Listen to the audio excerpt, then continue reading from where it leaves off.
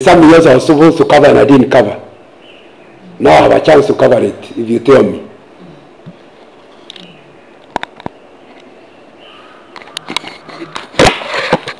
Okay, if you not a question, a comment. Do you feel something that was said in this meeting talk to you? Anyway, you talk. Yes. There situations and circumstances where contentment may inhibit progress and... I'm sure those people over there are not hearing.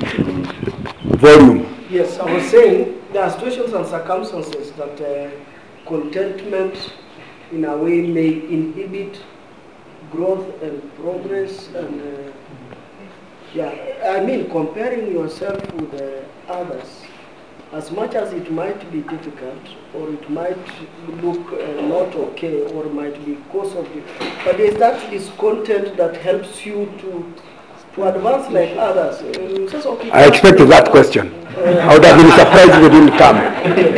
Every time I talk on the subject of contentment, the fear is fighting ambition. I'm here to tell you, you can be ambitiously contented. Because ambition is desiring better than where you are. But you can desire better where you are and enjoy where you are in a one-bed seater. You know what a bed sitter is? It's a house that has no kitchen. The kitchen is over there. The bedroom is over there. Everything is together. Maybe only the toilet is in a hidden place. If your mother wants to come to Nairobi, you can't welcome her there. But that's called a bed. When you are there, you look forward to one bedroom house, isn't it? But in the meanwhile, when you think that you used to stay with your uncle and now you are on your own, you feel contented. Are we together? And it cannot stop you looking for the bed, the one bedroom room. Staying in one bedroom room does not stop you going to a three. Yes. But some people do not enjoy here because they are looking for there. Our subject today is, it will be foolish to fail to enjoy here, because enjoying here will not stop you enjoying there. And first point. Second point, you don't have to compare yourself with others to be better. Yes. You need to compare yourself with yourself. You know now, thank God, I'm in a bed sitter. But it would be much better if I had... You're not comparing yourself, you're comparing yourself with yourself. If my mother comes, now I have to go looking for a place to put her. God, help me to get a one-bedroom house. Then I can sleep in the sitting room and my mother goes to the bedroom. Are you comparing with nobody? No, you're comparing yourself with yourself. And many people improve simply by comparing themselves with them. They are clear of God's calling. They are clear where they want to go, and they are working to go there. Whether they are better or worse than others is irrelevant. They know where they are going. So contentment has nothing to do with lack of ambition. You can be contented and ambitious, and you can be ambitious and contented. The two can go together. And that's really where you need to deal with. Because the moment you feel like when you are contented you can't be better, then the question is, do you have a clarity of a target where you are going? For example, you have begun a church, but the way you see God putting you is that you'll be looking after 10 churches in 10 years' time. You are not comparing with anybody. You have a strategy and a prayer on how to move from one church to 2 churches to 3 churches until you have 10 churches. So being happy with the one church you have now does not stop you getting other. Why? At the back of your mind there is a plan, there is a purpose, and you are going towards it. Am I clear? Okay. Next question, just before we go. Yes. In a situation where you are right in anxiety and discontentment, and you can't figure out how to get out, what would you do? Okay. In other words, you now know you are in a discontentment. But the challenges are so many, you can't see yourself coming out. 3 things you need to do. And you've already done the first one. Recognize that your discontentment is not solving the problem. It's a waste of time. So do not start holding on to the discontentment. Oh, I understand why. Even anybody can understand my discontentment. It's not helping you. So that's the first realization you must.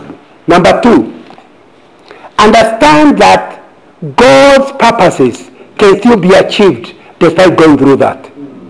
Sense the presence of God in the problem. The moment you sense that presence of God, what will it do? It will start making you hopeful to wait for what God will do. And so the dissatisfaction starts disappearing. Not because the situation has changed, but because of the situation is under God's control. The worst position is when the situation is bad and the situation is out of control. But you know the moment you are now with God, you know it is good. Number 3, you start now going to God to ask, what should I do about this? And because now you are not dilapidated by the fear and discontentment, you can start working on it. Those are my 3 points. And was there somebody who was closed out? Who wants to comment? Oh, go ahead. You are the last. Initially I thought of discontentment as this phrase, me, myself, and I. Because the focus is normally drawn to your own desires, feelings, and thoughts. But now contentment reflects on God's purpose and the big picture. But it's brought in an aspect that I'm still struggling with, the ambition part of it. How do I separate myself and still look at the ambition part and the God given to me? Okay, anybody wants to comment on that?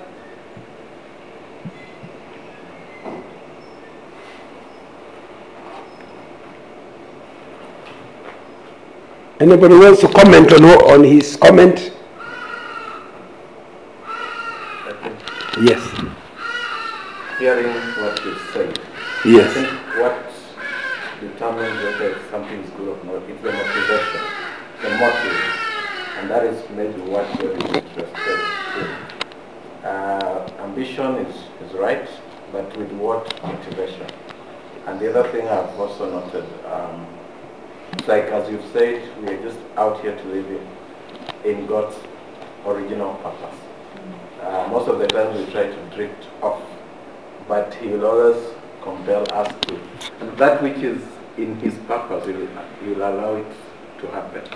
So for me, if I'm to answer you, the desire, the aspirations have the motivation. Check the motive. Yeah, check the motive. Check 3 things. Your motive. Number 2, God's calling in your life. Is this thing going to help you to go where God wants you to go? Number 3, are you putting your efforts correctly and adequately? Because laziness is one of the biggest problems to achieving God's purposes in our life. We want, and I have run out of time, but there is a kind of a feeling that miracles should be normal. You know, the moment a miracle becomes normal, it ceases to be a miracle. The reason it's called a miracle is because it's rare. But now the way pastors are preaching is like, expect your miracle. No, many things God does normally are done normally. Once in a while He does a miracle. Many times they work to get food, money and food. People gave money. We are told a lot of ladies gave money to Jesus when He was doing ministry.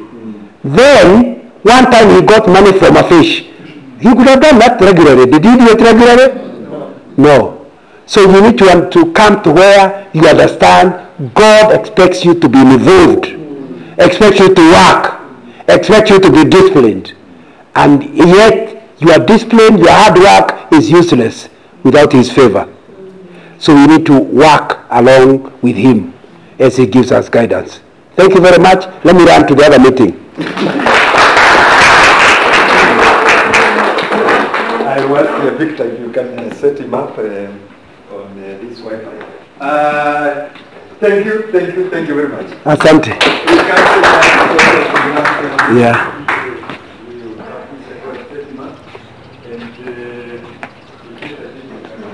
Oh, yes. Oh, I was sitting at the back. Okay. I'm being given a place to have my next meeting. I follow you. Yes, please. Okay. You come.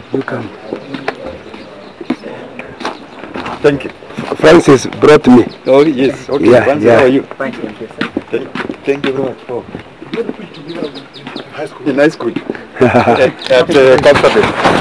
Yes, Kariako, 87. I know you. Yes, very good. I know you. Yes. And you haven't changed. I thought you need to be grey-haired by now. And you used the example of a dead fish going. Yes, down. Yes.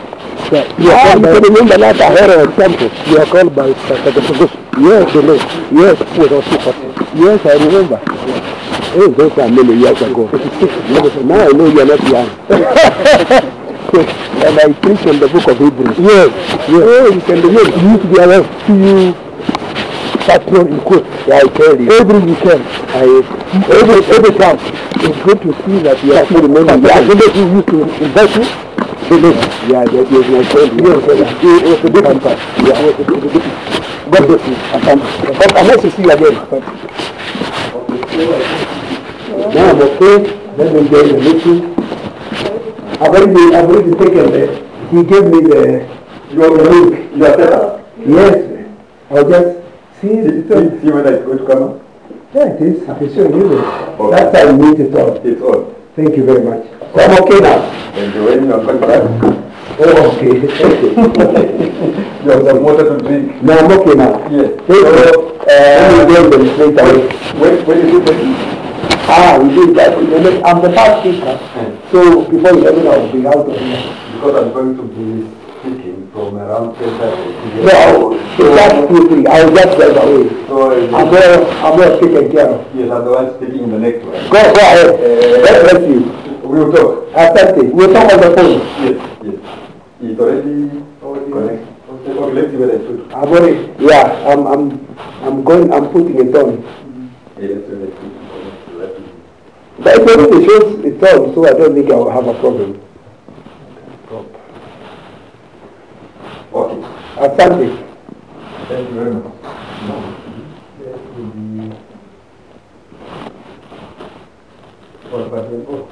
No problem. Lakini hakuna kelele huko juu.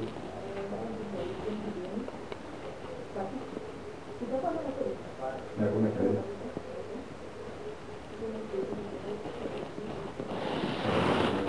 Connecting. You want to wait until the thing is connected. The host will let you in.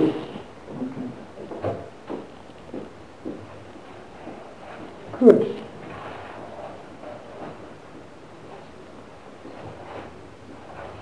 I'm with them now. Okay. Then they will bring you a cup of tea. Yes.